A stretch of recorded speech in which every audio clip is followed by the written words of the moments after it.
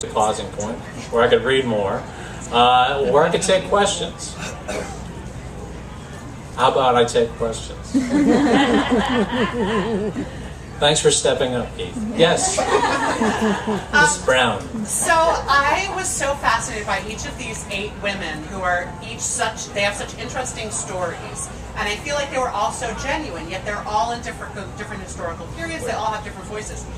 How did you go about creating them and researching them and building them? How did I create the 8 women who are in the bed, and what? Because they each come from a different time in American history.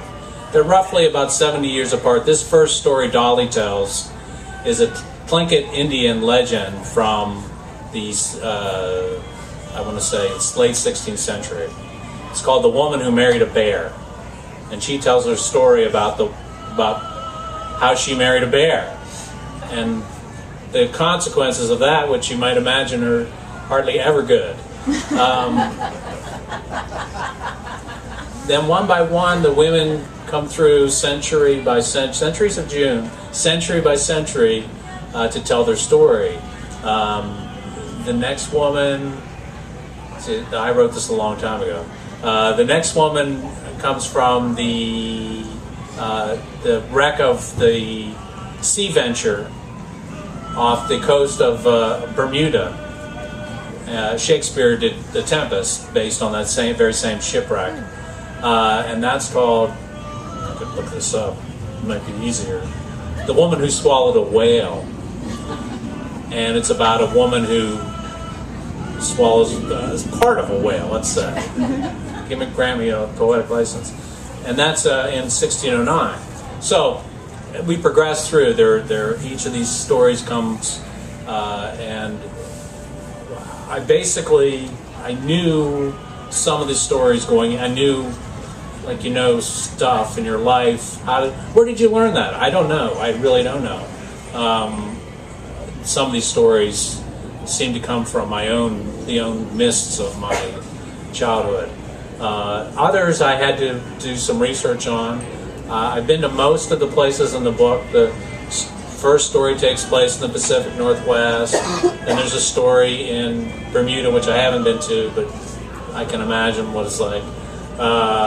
One's in Salem, for the Salem witch trials.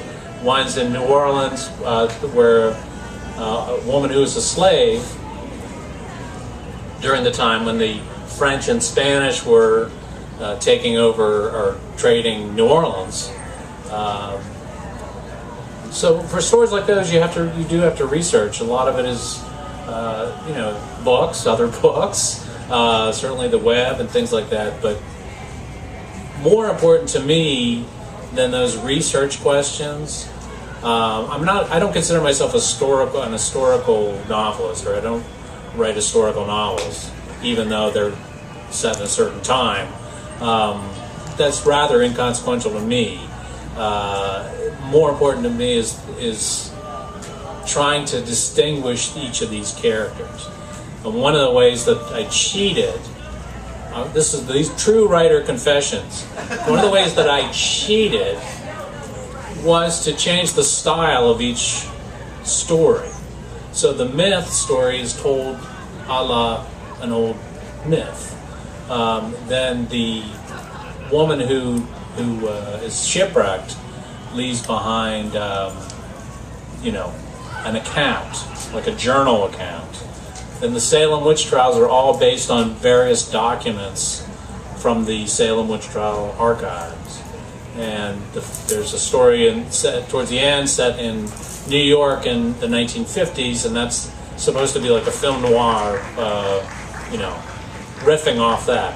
So those things are kind of easy to do. I mean, they're kind of, once you understand what you're trying to do and go out and you grab the setting and time and style, but then you have to try to make those characters live as distinct individuals and keep them, when you're dealing with 8 characters, 8 stories, 8 equivalent stories, you're sort of juggling a lot of balls, and you've got to keep them separate in your mind and distinct in your mind.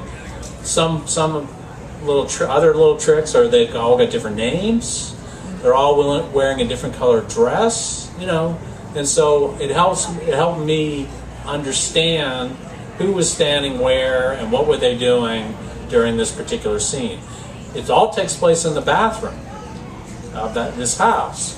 So first you've got the guy, the hero of the book, then you've got the old man who coughs feathers. Then one by one, you've got each of the women. Then I'll tell you, my first two books had children as the protagonists, and I decided, you know, I are any of my kids here? I'm sick of children, and I will not have any children in this book. This is just adult, 50 Shades of Women, and so forth. And it'll be all adult. So I'm writing along, and I'm, you know, skillfully avoiding children, and I come to the woman who's telling the Salem witch trial story. If you know the Salem witch trial story, one of the ways that they proved they were witches is that they made dolls. Weird, isn't it? They made dolls, little puppets. They're very plain dolls, and that was somehow proof that they were practicing sort of black magic on these dolls. So, since we're in the bathroom, Alice, who is the woman telling the Salem witch trial story, as she's telling it, she grabs a washcloth and makes a doll. Because it's the bathroom, a washcloth doll, okay? And so all of a sudden I've got this doll in the bathroom, and then another trick of the book is the hero has to get out of the bathroom and come back into the bathroom so that something can happen. Otherwise you don't have a novel. So I have him go out of the bathroom, and he comes back into the bathroom, and the washcloth has changed into a real baby. So all of a sudden I've got this unexpected, unplanned for child to take care of for the rest of the book. So then you start to have fun with it. I mean, you know, what else are you going to do once the baby's here? You might as well enjoy it. So I have the baby age. Now this book takes place at 4:52 a.m. on a summer's night in June. The watch stops. We know that there's no time progresses during this thing. So that means that anything in the world can happen, right? If the time is not going to change, then every other rule is broken. So I have the little baby, washcloth baby, grow up. Every time the man leaves the bathroom and comes back in, the baby's older. And at one point, if I can find this quickly. At one point in time, the narrator thinks that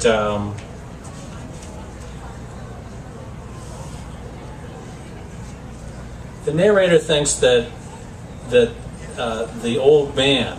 First, he thinks he's his father. Then he starts to think he's Samuel Beckett because he looks like Samuel Beckett.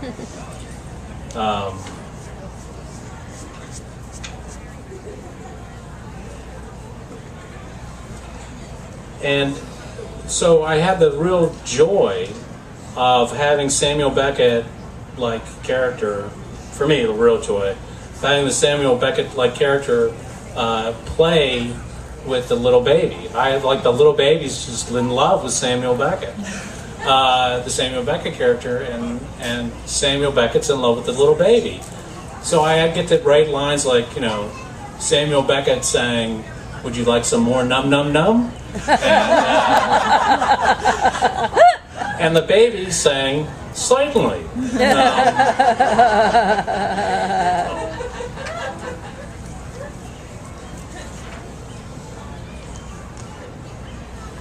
Here's a part. I do have some time. Here's a part with when he starts to think that this guy's Beckett.